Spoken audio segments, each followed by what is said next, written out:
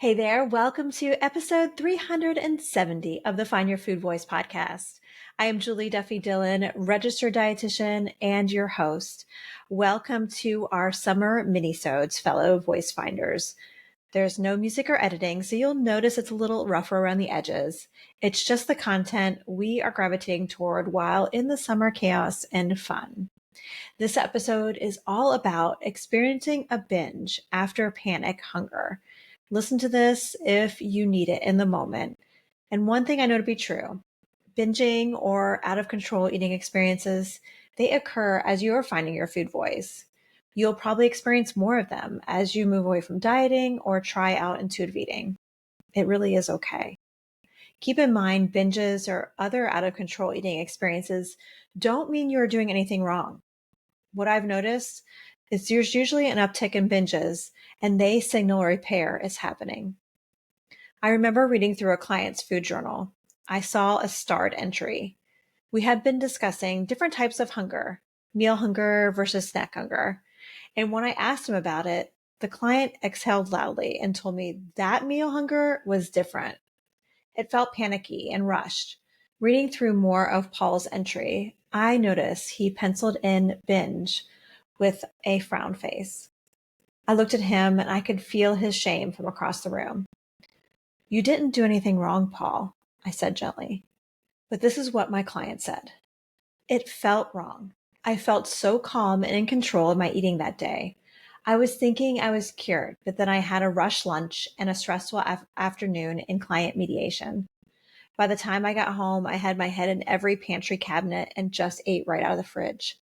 When I finally stopped eating, I felt guilt and also felt physically awful. In that moment, I wanted to give up, but then I heard your voice telling me I can't do this wrong. To just notice. It all feels so easy until it isn't. What should I have done instead?" I explained to Paul, and I want you to know this too. These are important experiences to find your food voice. We need these experiences that feel like missteps, but aren't, in order to know how to take care of ourselves. I told him, this is your data that informs you. I encourage you to notice that swirling judgment about what transpired, yet try not to stay there. I wish these tough experiences didn't have to happen, but everyone needs them in order to figure out what they need.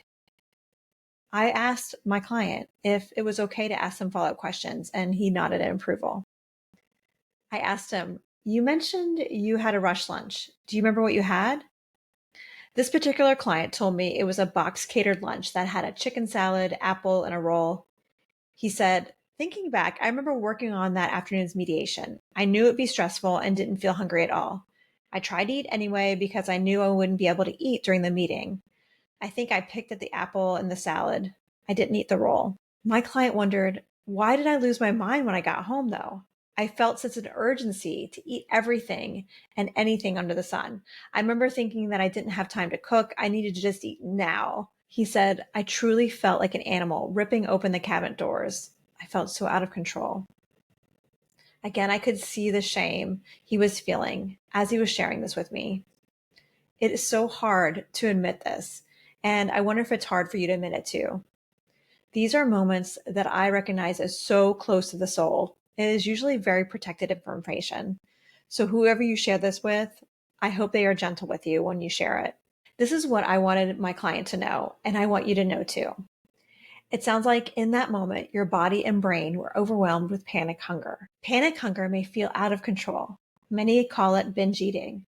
While I'm not one to correct someone's description of their eating experiences, I think it's futile to pathologize something so normal and important for survival. You weren't doing anything wrong. Rather, you were being a successful human. When our bodies need food urgently, preparing a sensible meal, cue my eye roll please, won't cut it. You didn't lose your mind or control. Rather, your body was maintaining it. It sent you clear messages that eating was the absolute priority. Now, I appreciate you did not like this experience and it felt sluggish afterward. I remember my client countered, "I don't want this to happen again. It took me days to recover mentally. I felt physically ill when I woke up the next morning like I was hungover." If I'm catching you right after you experienced a binge or an out of control eating experience like this client experienced, I want to share with you 7 important things. If you have experienced it in the past, Save this so you can have it when it does happen, because it's really normal for these things to happen as you are preparing to move away from dieting. So number one, remember, panic hunger is normal when your body doesn't get enough food and or rest. Sometimes you can predict this and sometimes you cannot. Number two, when you notice panic hunger is starting to hit, practice saying this out loud. This is panic hunger. Reassure yourself this is normal and you will be okay. When you experience this type of hunger, let yourself eat. Permission is key to healing.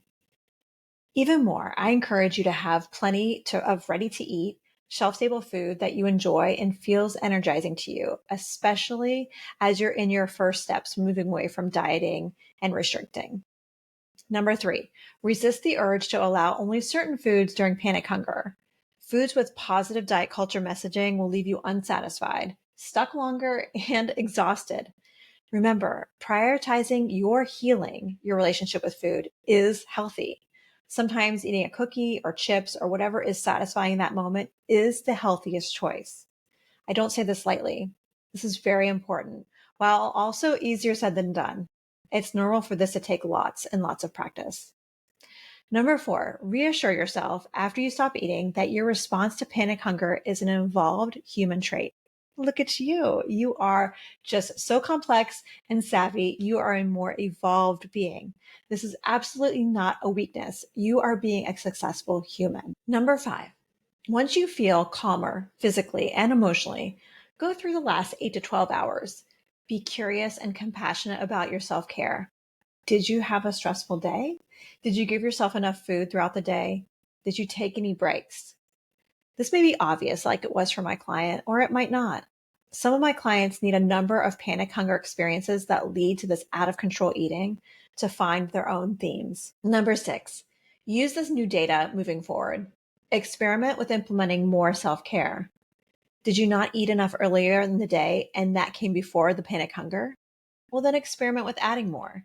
Did you not give yourself enough break time? Consider adding a few more moments to briefly take deep breaths between meetings. As uncomfortable as they are, panic hunger experiences will build the foundation to know how much self-care you need to add into your day. And number seven, remember, going through these experiences gives you important information on your specific body's needs. No diet sheet can give you this information. It's impossible to know this specific type of data without stumbling upon these uncomfortable experiences. Practice permission when they happen, consider the new data, and try to move on. Keep in mind, everyone experiences panic hunger, so having these experiences are never failures. It's just new data.